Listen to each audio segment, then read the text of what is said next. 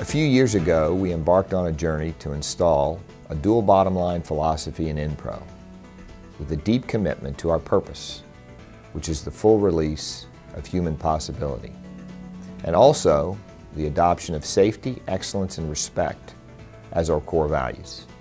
As we've progressed, a few hundred leaders have been involved in one or more of our major leadership development programs. You may have heard some of these referred to as ELC, or LEAP, CCL, Windows, or Shift. And every colleague across the globe participated in the two-day Building Our Workplace workshop about a year ago. I'm excited about what we've accomplished, but more importantly, I've become even more convinced that our dual bottom line approach is in fact working on both sides, the business performance side and the human development side. What you're about to see are just a few examples of our dual bottom line being realized. I certainly appreciate everyone's commitment in working to make this vision a reality. The organization decided to redesign the way we manufacture engines. And really it's about how we assemble engines. You know, a couple members of the organization at the factory level said, you know what, we can be as good as anybody. You just give us the freedom and opportunity to execute.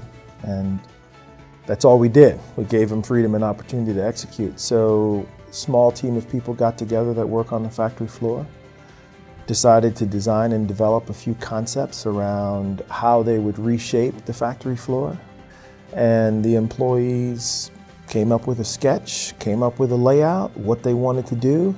They put together a little model. They figured out the work that they needed to do. They readjusted their work sequences. They relayed out all of the equipment to take care of ergonomic needs, safety needs, to give them a better flow and productivity. Most importantly, to go from making engines in 60 weeks to 36 weeks. And that's how they're operating now. I mean, to see it come to life is amazing. It's been very exciting for us to watch the dual bottom line come to life at GPT. It's affected many people and in positive ways. One example that I'd like to share is through our Denver location.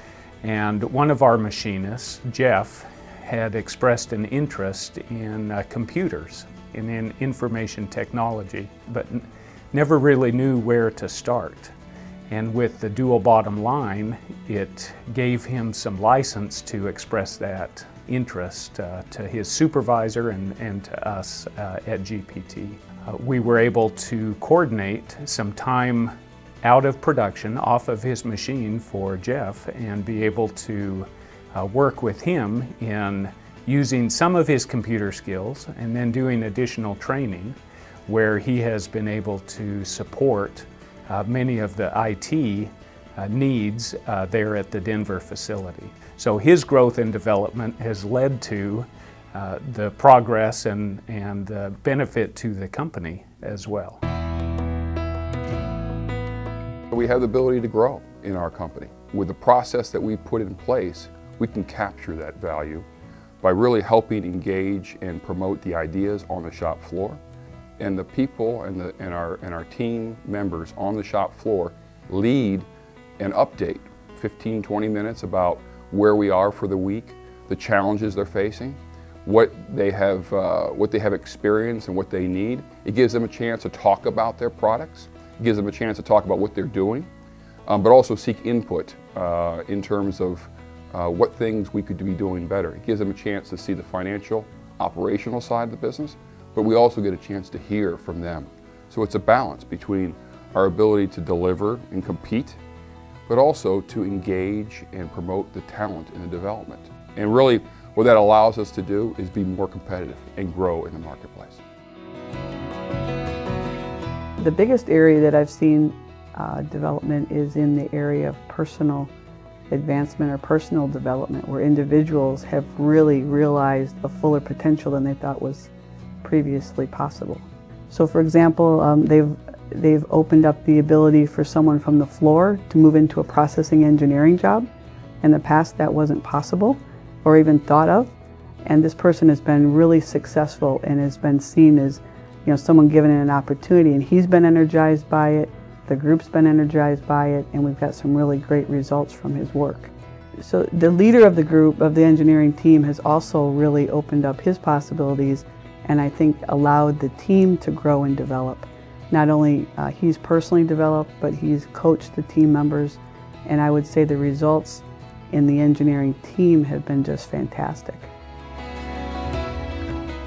EnPro Industries is recognized globally as having as being a reference as far as safety culture is concerned, to the extent that we've been able to even sell our safety expertise to the outside world.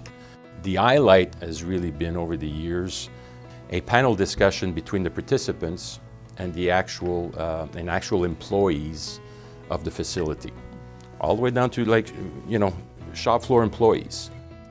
The first two summits took place in Columbia, South Carolina, which is at Technetics Group, Columbia, South Carolina. So after two safety summits in Columbia, it was decided it would transfer to Houston, and that we would use the Technetics Group Houston facility. And without us even getting involved, the concept of community just took a life of its own around the safety summit. All of a sudden, the Columbia people find out, they're reaching out to the Houston people. They brought in a bunch of our folks from Houston to Columbia, explained to them how they had gone about it and the whole concept and the whole process. And it's done around one of our core values, which is safety. So I think it's a great example of the dual bottom line, the transformation at work at EnPro Industries. One of the ways I look at my job is to provide folks with the tools and training and to get out of the way. Get out of their way because they are best to make decisions if they're closer to the situation than I am. And one example of that is we have formed a group of 9 associates, including myself. We called it Resolving Differences Team. And what it really was geared toward a need for a process to resolve differences between our colleagues, our associates at a work setting, and rather than have to go up through some kind of hierarchical process, the concept is that the peers are closest to the situation. If they have the right tools and training, they can best resolve the situation. And then we're implementing a program where folks can get trained on exactly how you do that, because there's a science involved in how to work through disputes or disagreements. And then those folks in that process will apply our values of safety, excellence, and respect. We have developed what we call a learning architecture here at EnPro, and within that architecture there are programs targeted at the individual and at the community or team, again at the division level. One's called Building Our Workplace, where every employee, no matter what level they were in the organization, was given the opportunity to learn more about themselves. So we taught them about self-awareness and what is the definition of self-awareness and how to apply that in their daily lives. And we've gotten great feedback where people have come back and said that really made a difference for me. It made a difference in my family life. You saved my marriage. And it's also made a difference in how I work with my peers and other team members. So everyone in the company has been touched in some form or fashion, and we're going to continue through Building Our Workplace Continued and other initiatives to invest in people. What I really see happening at Garlock is passion, empowerment, opportunity, and learning. We've had a real win-win with our core teams. Two that come to mind initially are a core team in the high-performance sheet area and also in Guylon. Those two core teams basically have been working on cost savings as part of their initiative. But through their efforts, we've generated a little over $700,000 in scrap savings year to date from some ideas that they implemented on their own. The high-performance sheet guys came and said, we'd like to do this. We want to change something to do with the rolls, which is a 30% reduction in our scrap year to date. So 30% is big. And it came from ideas. And again, I think that came from empowerment. In our business, we have a very exciting new product invention. This product is called Aeris, and it's an automatic central tire inflation system with some extraordinary features on it. Unfortunately, it doesn't stand alone. We decided as a team that we're going to take on the responsibility of modifying these axles and incorporating our product into them, and we chose our Berea, Kentucky facility to do it. We asked them to put together a small team and run a Kaizen event to determine how are we going to do this, because we've never done it before. They far exceeded our expectations, and by the time the Kaizen event was done, they basically had gone through many great design ideas and selected the right one, and they were basically ready to start writing a proposal to get money, to buy the new equipment, to get started. So that from start to finish, from business need to completion, 6 to 8 weeks, which from where I sit, it was just a fantastic result. The team did a wonderful job.